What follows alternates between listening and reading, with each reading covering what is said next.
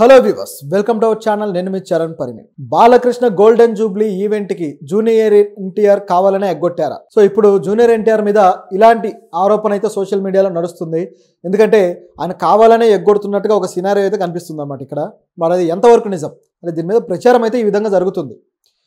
ఏదో బాలకృష్ణ గారే ఎన్టీఆర్ను దూరం పెట్టారు అంటారు, కానీ ఎన్టీఆర్ కూడా కలవడానికి పెద్దగా ఆసక్తికరంగా ఏమీ లేడు, ఆయన స్టార్డమ్ పెరిగాక మారిపోయాడు అన్నట్టుగా అటువైపు బాలయ్య ఫ్యాన్స్ కూడా సోషల్ మీడియాలో అయితే ఒక రకమైన కామెంట్లు పెడుతూ వస్తున్నారనమాట. అయితే ఇప్పుడు ఇది ఒక చిన్నపాటి వివాదంగా అయితే మారింది ఫ్యాన్స్ మధ్య. నిజానికి నందమూరి ఫ్యాన్స్ మధ్య ఇప్పటిదాకా వివాదాలు అయితే లేవు. నిజానికి మెగా ఫ్యాన్స్ మధ్య ఈ మధ్యకాలంలో స్టార్ట్ అయ్యాయి, కానీ నందమూరి ఫ్యాన్స్ మధ్య అలాంటివి లేవు. మెగా ఫ్యాన్స్లో అయితే మొన్నటిదాకా మెగా ఫ్యాన్లో నేను కూడా ఒకరిని, లేకపోతే నా ఫ్యాన్స్ కూడా మెగా ఫ్యాన్సే అని చెప్పుకున్న అల్లు అర్జున్ గారు ఎక్కడైతే వాళ్ళ మధ్య పవన్ కళ్యాణ్కి అల్లు అర్జున్ గారికి ఆ గ్యాప్ ఏదైతే వచ్చిందో అప్పటి నుంచి కూడా తన కోటరీని అలాగే తన లెగసీని వేరేగా చూపించుకుంటూ వస్తున్నారు. అదేవిధంగా తన ఫ్యాన్స్ని మెగా ఫ్యాన్స్తో సంబంధం లేకుండా ఆర్మీ అని చెప్పేసి ఒక పేరు పెట్టేసుకొని ఆయనే వాళ్ళకి సపరేట్గా ఒక క్యాడర్ అయితే ఇచ్చేశాడు. సో ఆ విధంగా వాళ్ళది నడుస్తుంది. ఆ పద్ధతిలో లేకుండా వీళ్ళు మాత్రం ఇప్పటికీ నందమూరి ఫ్యాన్స్గానే కొనసాగుతూ వచ్చారు. కాకపోతే టీడీపీకి సంబంధించిన అనుచరులు, లేకపోతే టీడీపీకి సంబంధించిన ఎవరైతే సానుభూతి పరులు ఉంటారో వాళ్ళు మాత్రం చంద్రబాబు గారి, బాలయ్య గారు వీళ్ళ వర్గాన్ని ఒక రకంగా, అలాగే జూనియర్ ఎన్టీఆర్ని ఒక రకంగా చూస్తూ వస్తున్నారు. గమనిస్తే జూనియర్ ఎన్టీఆర్ ఎప్పుడైనా రాజకీయాల్లోకి వస్తాడు అనే ప్రతిపాదన రాగానే వెంటనే ఇటువైపు నుంచి స్టార్ట్ అయిపోద్ది అనమాట. లేదు, టీడీపీలో చంద్రబాబు గారికి అసలైన వారసుడు అంటే లోకేషే, ఆయనకే ఈ సత్తా ఉంది అని చెప్పేసి కామెంట్లు చేస్తూ ఉంటారు. సో ఇది చాలా రోజులుగా జరుగుతూ ఉంది. అంటే లోకేష్ గారిని రాజకీయంగా స్టాండ్ చేయడానికి, ఒక బలమైన నాయకుడిగా తీర్చిదిద్దడం కోసం సోషల్ మీడియా ప్రోగ్రామింగ్ ఆల్రెడీ నడుస్తూ ఉంది. అయితే ప్రజలు దాన్ని నమ్ముతారా లేదా అనేది ఇక తర్వాత క్వశ్చన్. ఎందుకంటే జూనియర్ ఎన్టీఆర్ గారు ఇప్పటిదాకా ప్రత్యక్ష రాజకీయాల్లో తనదైన రాజకీయ పందతోటి దిగలేదు. మామూలు ప్రచారం చేశారు తప్పితే తనకంటూ ఒక దృక్పథం ఉందని, తన అలాంటి రాజకీయం చేద్దామని వస్తున్నానని ఆయన ఎప్పుడు ప్రకటించుకోలేదు.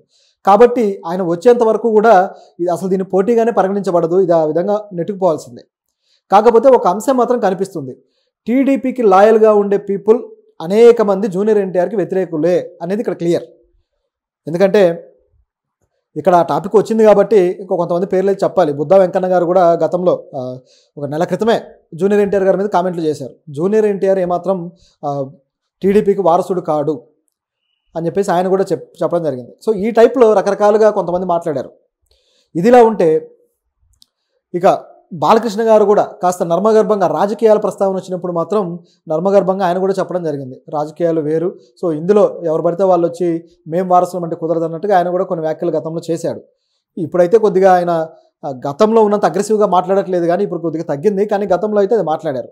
అయితే ఇప్పుడు మరి ఆయన ఈవెంట్కి, ఏదైతే ఆయన నట జీవితంలో గోల్డెన్ జూబ్లీ జరుపుకుంటూ చేస్తున్న ఆ ఈవెంట్కి జూనియర్ ఎన్టీఆర్ హాజరవుతారా లేదా అని కొన్ని ప్రశ్నలు వచ్చినప్పుడు బాలయ్య గారు అసలు ఆయన పిలుస్తారా లేదా అన్నది మొదటి ప్రశ్న అయింది. ఎందుకంటే గతంలో జరిగిన ఎన్టీఆర్ శతదినోత్సవానికి కూడా జూనియర్ ఎన్టీఆర్ హాజరవ్వలేదు. సో దాంతో ఆయన పిలవలేదేమో అనే డౌట్లు కూడా వచ్చాయి. సో జూనియర్ ఎన్టీఆర్ని అవమానించారన్నట్టుగా సోషల్ మీడియాలో వార్తలు కూడా వచ్చాయి. అయితే ఇక్కడ పిలిచాడు కానీ జూనియర్ ఎన్టీఆర్ వెళ్ళలేదు, ఆయనకు వేరే కారణాలు ఏవో ఉన్నాయి, లేకపోతే షూటింగ్ ఉన్నాయి అన్నట్లుగా ఆయన ఫ్యాన్స్ కూడా వాదిస్తూ వచ్చారు. దాంట్లో నిజాలు ఏంటనేది ఎవరికి తెలియదు.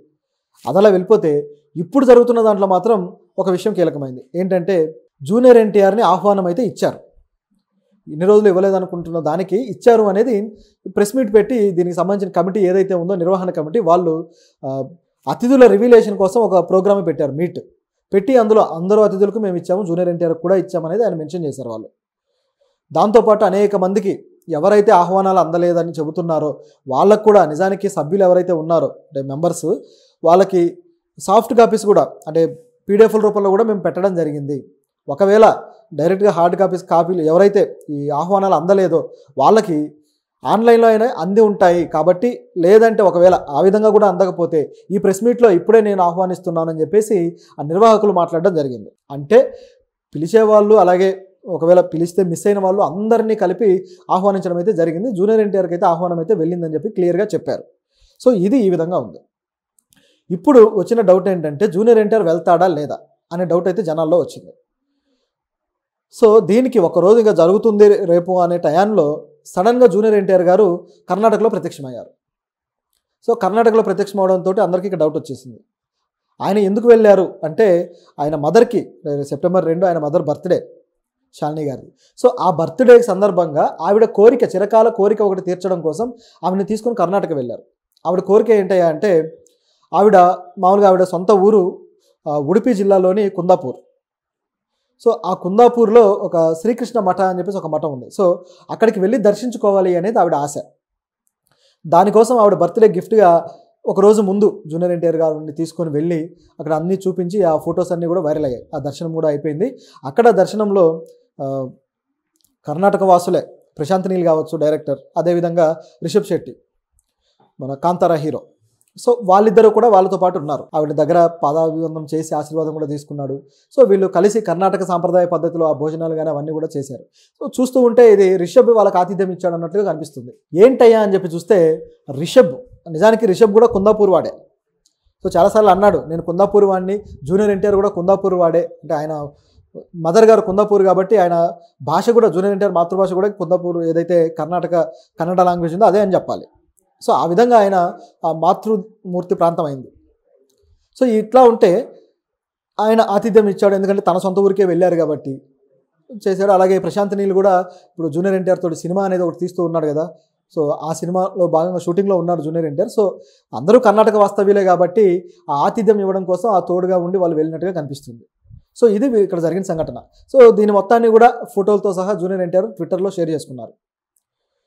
షేర్ చేసుకుంటే అమ్మకి నేను ఇంతకంటే మంచి గిఫ్ట్ ఏమి ఇవ్వగలను అని చెప్పేసి ఆయన చెప్పడం జరిగింది.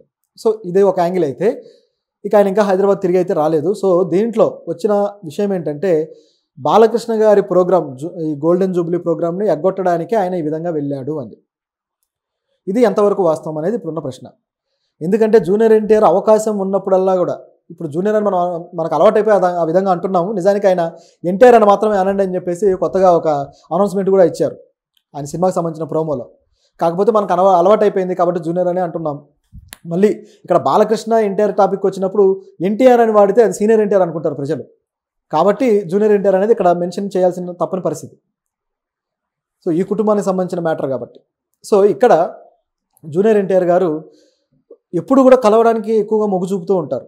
అనేక సభల్లో మనం చూసాం ప్రత్యక్షంగా.